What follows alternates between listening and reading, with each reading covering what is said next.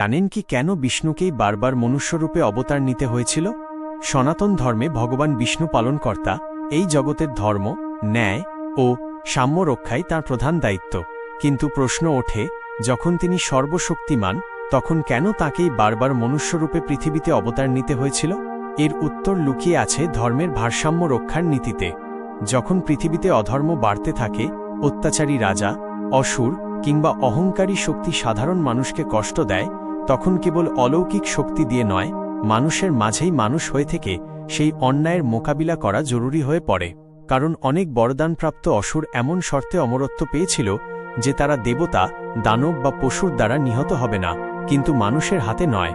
এই কারণেই ভগবান বিষ্ণু মনুষ্যরূপে অবতার গ্রহণ করেন। রাম অবতার নিয়ে তিনি দেখিয়েছিলেন আদর্শ রাজা, আদর্শ পুত্র ও আদর্শ মানুষের পথ। কৃষ্ণ অবতারে তিনি রাজনীতি, কূটনীতি, প্রেম, ভক্তি ও কর্মযোগ সবকিছুর নিখুঁত সমন্বয় ঘটান। মানুষ হয়ে জন্ম নিয়ে তিনি মানুষকেই শেখান কিভাবে অন্যায়ের বিরুদ্ধে দাঁড়াতে হয়, আবার কিভাবে করুণাময় হতে হয়। ভগবান বিষ্ণু মনুষ্যরূপে অবতার নেন কারণ ধর্ম কেবল শক্তি দিয়ে নয়, আদর্শ দিয়ে প্রতিষ্ঠিত হয়। মানুষকে পথ দেখাতে হলে আগে সেই পথেই হাঁটতে হয়। এই কারণেই যুগে যুগে প্রয়োজনে প্রয়োজনে ভগবান বিষ্ণু অবতার নেন, মানুষের মাঝেই মানুষ হয়ে।